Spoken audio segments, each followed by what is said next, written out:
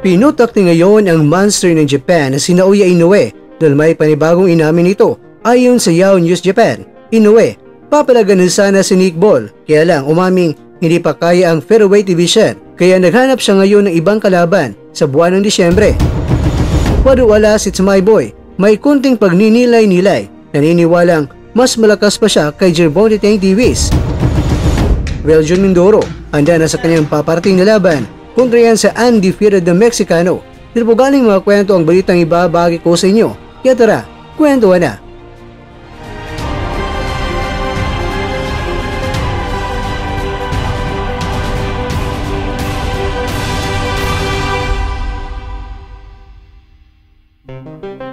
Ito ang bumulaga sa Japanese boxing fans na balitang ibinahagi ng Yahoo News Japan.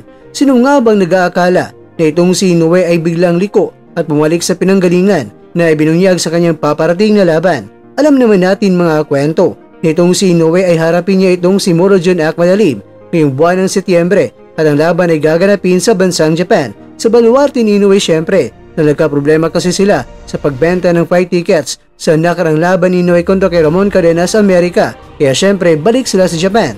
At sa aking impormasyon ay binahagi ko na sa inyo mga kakwento na pagkatapos kay Akmadalib ay papalaga ni Inoue itong si Nick Ball para sa makasaysayang hamon ni Inoue para maging ganap na 5 Division World Champion. Kung matalo niya itong si Nick Ball ngayong buwan ng Disyembre at pagkatapos ay bababa siya ng timbang ulit sa Super Bantamweight para harapin niya itong si Junto Nakatani sa early part sa taong 2026 at ang laban pa ay target na gagawin sa Tokyo Dome. Kaya lang sa ngayon mga kwento ay ba, nagbago na. Medyo nahimasmasan si Inoue siguro sa laban niya kay Cardenas na napabagsak siya ulit nito. Kaya syempre, kung akyat siya ng timbang ay mas lalong lumalakas kung nadaragdagan ng bigat ng suntok na makakalaban. Baka mangyari ulit ito kay Inoue. Kaya nga ayon kay Inoue mga kakwento, pagkatapos na iligpit niya itong si Akmadalib sa Setyembre ay maganap siya ng makakalaban sa buwan ng Disyembre at ang pagpipilian niya ay itong sina Sam Goodman o di kaya itong si Alan David Ray Picasso Romero. Sa halip na si Ball ay wala pa munang ball si Inoue sa featherweight dahil gusto niya ni-ready niya talaga ang kanyang katawan bago pa siya umakyat sa featherweight. Ibig sabihin mga kwento, kung hindi magbago ang isipan ni Inoue ay mananatili pa siya sa Super Bantamweight hanggang makalaban niya itong si Junto Nakatani sa susunod na taon at saka doon na siya mag-decide kung akyat na ba siya sa featherweight division.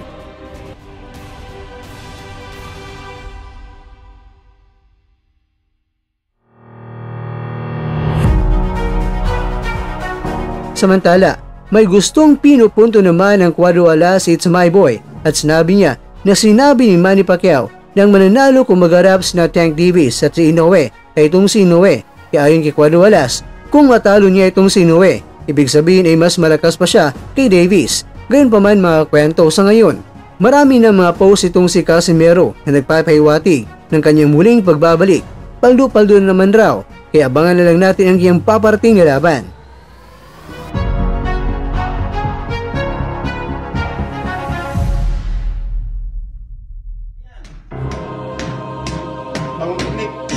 Mga kwento, naka-recover na mula sa weigh-in ng ating pambato na si Mindoro.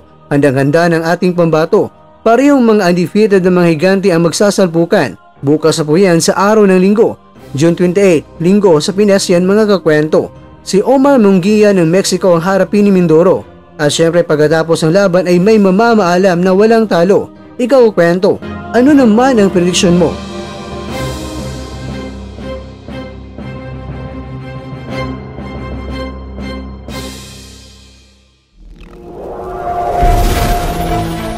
At dyan, nagtatapos ang ating kwento.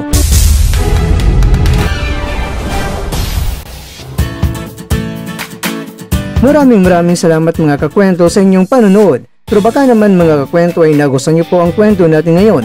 Baka pwede niyo po akong mabigyan dyan ng like, subscribe at pa-click na rin sa bell button.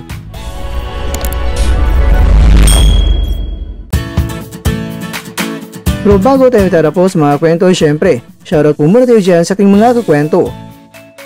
Kay kakwentong Ronnie De La Cruz, kay kakwentong Player 1, kay kakwentong Isa Cruz. At kakwentong nanonood ngayon, shoutout sa iyo dyan. Bueno, dito na po muna ang ating kwentuhan. At abangan nyo na po ating susunod na video. At dito lang po yan sa isang channel na kung saan maaring ito'y mga kwentong di pa nakwento sa inyo.